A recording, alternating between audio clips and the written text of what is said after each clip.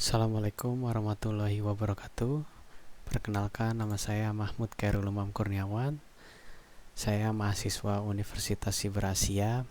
Pada kesempatan kali ini saya akan mempresentasikan dari ujian akhir semester mata kuliah Sistem Multimedia jurusan PJJ Informatika S1.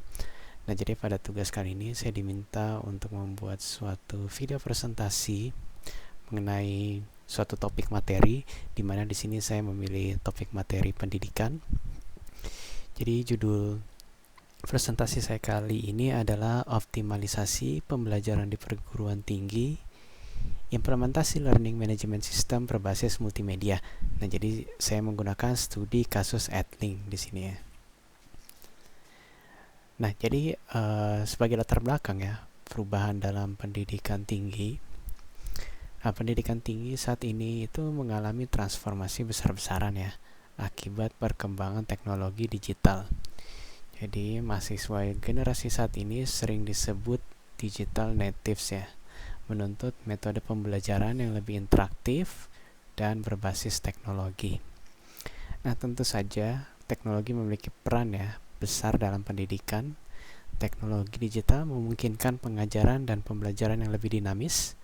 Penggunaan alat dan platform online dapat memperluas ya jangkauan pendidikan melampaui batas-batas fisik. Jadi sudah tidak ada batasan fisik lagi nih dalam menggunakan platform online untuk pendidikan. Nah, apa itu Learning Management System atau disingkat LMS ya? Jadi LMS ini adalah platform perangkat lunak yang dirancang untuk administrasi, dokumentasi, pelacakan pelaporan, otomatisasi, dan pengiriman program pendidikan atau kursus. Nah, jadi LMS ini memungkinkan dosen untuk menyebarkan materi pembelajaran, mengelola proses pembelajaran, dan mengevaluasi kinerja siswa. Nah, apa saja fitur umum pada LMS? Di mana yang pertama tentu saja konten ya, konten pembelajarannya. Di sini yang berhubungan dengan sistem multimedia, yaitu mendukung berbagai format seperti video, dokumen, kuis, dan tugas interaktif.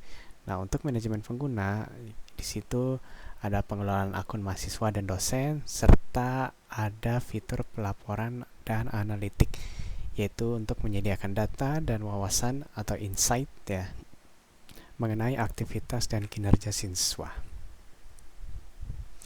Nah, peran multimedia dalam pembelajaran itu kenapa penting? Jadi multimedia itu tentu saja mencakup berbagai format ya, seperti teks, gambar, video, animasi, dan audio yang digunakan untuk menyajikan informasi. Nah, tentu saja itu membantu ya dalam meningkatkan daya ingat dan pemahaman materi oleh siswa. Nah, manfaatnya yaitu yang pertama interaktivitas. Jadi mahasiswa itu terlibat lebih aktif dengan materi. Lalu tentu saja karena interaktivitasnya mudah, maka keterlibatan mahasiswa pun meningkat serta dapat menimbulkan pemahaman yang lebih baik dalam proses belajar. Nah, transformasi ya pembelajaran melalui LMS berbasis multimedia, yaitu integrasi multimedia dalam LMS. Jadi LMS modern memungkinkan integrasi konten multimedia untuk mendukung berbagai style atau gaya belajar siswa ya.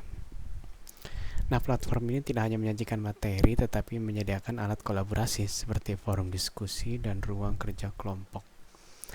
Nah, tentu saja ada opportunity, lalu juga ada challenge ya, di mana opportunity-nya itu peluangnya itu memfasilitasi pembelajaran yang lebih fleksibel dan personalisasi dan meningkatkan aksesibilitas dan memperkuat interaksi dosen dan mahasiswa. Challenge-nya adalah kebutuhan akan infrastruktur yang tinggi ya dan memadai seperti internet yang memadai, kebutuhan hardware seperti komputer yang memadai, seperti itu.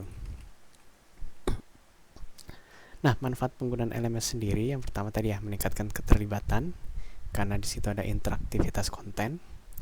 Di sini LMS yang berbasis multimedia memungkinkan penyajian konten yang interaktif ya, seperti video, animasi, dan simulasi yang dapat merangsang minat dan partisipasi mahasiswa. Lalu juga ada feedback instan seperti fitur kuis, penilaian otomatis, jadi membantu mereka memahami kesalahan saat pembelajaran secara mandiri ya. Lalu yang tadi aksesibilitas dan fleksibilitas, pembelajaran anytime dan anywhere, di mana saja tanpa batasan fisik.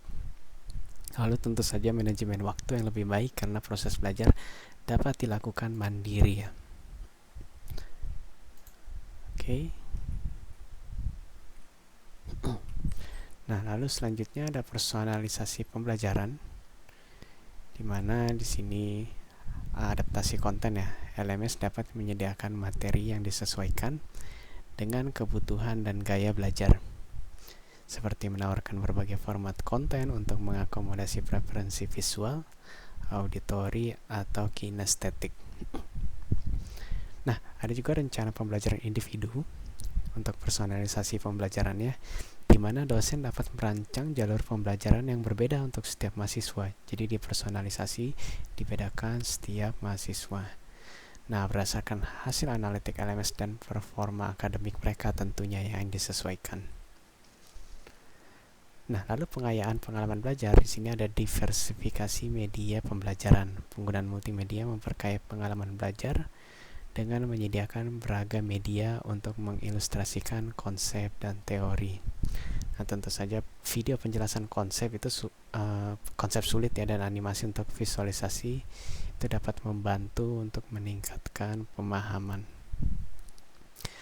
Lalu selanjutnya ada kolaborasi dan komunitas belajar. Di sini LMS menyediakan fitur seperti forum diskusi, ruang kerja kelompok, integrasi media sosial yang memungkinkan mahasiswa untuk berkolaborasi dan berdiskusi secara real time.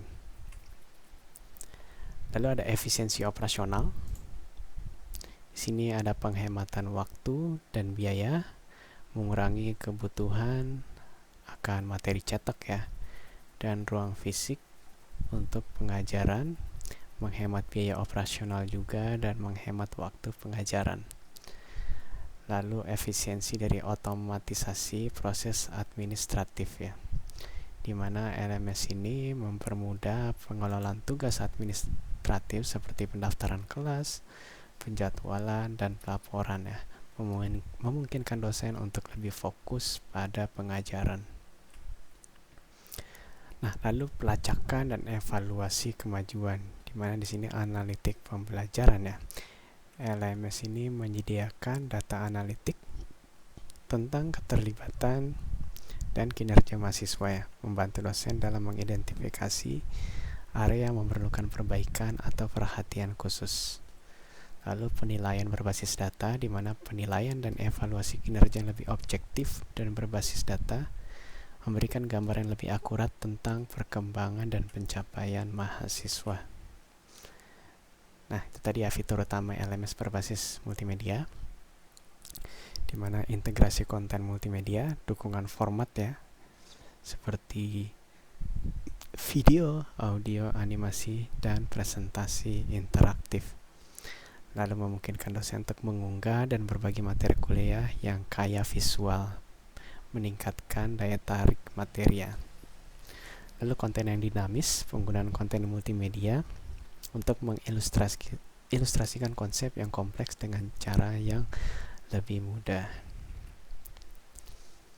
Fungsi interaktif yaitu forum diskusi dan kuis dan penilaian online ya, menyediakan ruang bagi mahasiswa untuk berdiskusi, berbagi ide, dan bertanya baik kepada dosen maupun sesama mahasiswa.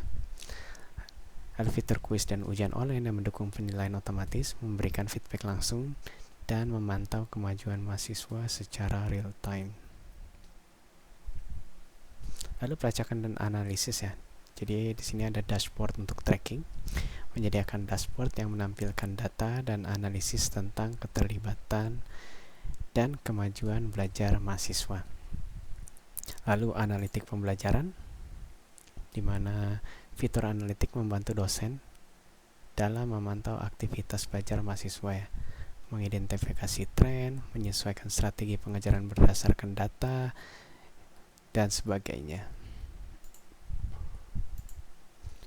Lalu ada manajemen kelas dan materi, di mana di sini ada pengaturan kursus ya, memungkinkan dosen untuk mengatur, mengelola dan mendistribusikan materi khusus dengan mudah. Lalu ada juga penjadwalan dan notifikasi. Ini fitur untuk menjadwalkan kelas dan mengirim notifikasi ya, atau pengingat tugas kepada mahasiswa. Tentu saja selain itu ada alat kolaborasi, selain ruang kerja kelompok ya, forum diskusi, dan ada integrasi platform eksternal seperti Google Workspace dan Zoom. Nah, ini contoh studi kasusnya, kita menggunakan Edlink ya pada universitas kita, Universitas Siber Asia, di mana Universitas Siber Asia di sini menggunakan Learning Management System Edlink. Nah, jadi apa itu Edlink? Edlink adalah LMS yang dirancang untuk mendukung pembelajaran berbasis multimedia ya, dengan fitur yang mudah digunakan. Lalu ini platform Edlink ini fokusnya pada integrasi ya, integrasi yang mulus dan pengalaman pengguna yang intuitif. Tentu saja visi dan misi Edlink adalah memudahkan proses belajar mengajar dengan teknologi terkini serta mendorong interaksi dan keterlibatan mahasiswa melalui pembelajaran yang lebih dinamis. Oke, penerapan Edlink di universitas. Jadi pengalaman Universitas Siber Asia ya, dengan menggunakan Edlink. Di sini Universitas Siber Asia mengimplementasikan Edlink untuk meningkatkan pengalaman belajar dan keterlibatan mahasiswa dalam kursus online. Karena kita tahu Universitas Siber Asia adalah universitas yang pembelajarannya bersifat full online ya, full online. Jadi Edlink ini merupakan media utama mahasiswa untuk mendapatkan informasi, materi, dan untuk pengumpulan tugas seperti itu. Nah, tujuan utamanya adalah mengintegrasikan konten multimedia untuk membuat pembelajaran lebih menarik ya dan interaktif. Nah, implementasi ya, untuk implementasi LMS pada universitas. Jadi universitas itu yang pertama melakukan analisis kebutuhan ya, untuk menentukan fitur dan konten apa yang paling bermanfaat bagi mahasiswa dan dosen.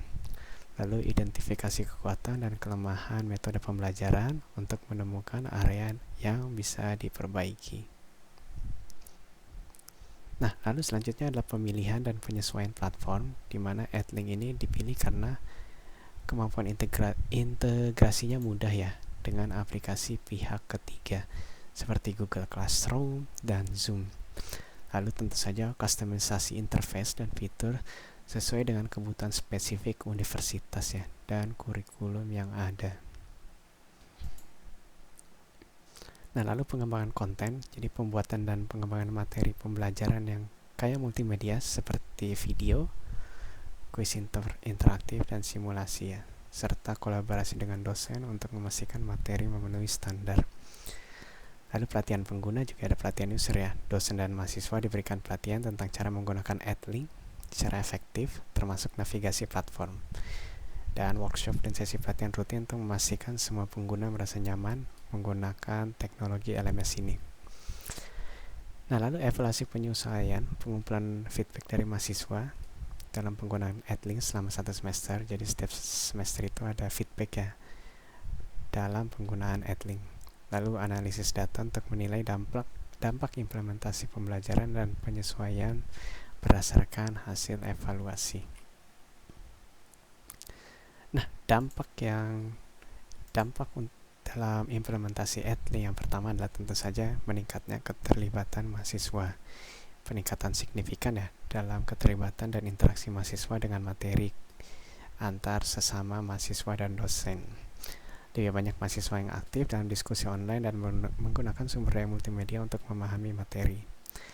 Lalu selanjutnya efisiensi pengajaran, di mana dosen melaporkan penghematan waktu ya dalam manajemen tugas dan penilaian karena fitur otomatisasi Edlink. Nah, memungkinkan dosen untuk lebih fokus pada hal yang penting seperti berinteraksi dengan mahasiswa dan pengembangan konten yang berkualitas tinggi. Nah, hasil pembelajaran ya, universitas melaporkan peningkatan dalam hasil ujian dan evaluasi mahasiswa, menunjukkan bahwa pembelajaran berbasis multimedia memiliki dampak positif pada pemahaman konsep dan aplikasi praktis. Jadi kesimpulannya ya, implementasi LMS ini berbasis multimedia seperti Edlink di universitas membawa transformasi yang signifikan dalam cara pembelajaran dan pengajaran ya. Nah, LMS berbasis multimedia ini menawarkan berbagai manfaat, di mana yang pertama adalah meningkatkan keterlibatan, memberikan aksesibilitas dan fleksibilitas, serta memungkinkan personalisasi. Jadi melalui integrasi konten multimedia yang dinamis, LMS ini mampu memfasilitasi interaksi dan kolaborasi antar dosen dan mahasiswa. Nah, Edlink ini berhasil membantu universitas yang meningkatkan hasil belajar dan mengurangi beban administratif tentunya. Meskipun terdapat tantangan seperti adaptasi teknologi dan kebutuhan, keuntungan jangka panjang dari LMS berbasis multimedia jauh lebih besar ya. Jadi lebih worth it ya, keuntungannya lebih besar daripada resiko dan tantangannya, seperti itu. Nah, itu saja penjelasan dari saya. Mohon maaf bila ada kesalahan kata. Assalamualaikum warahmatullahi wabarakatuh.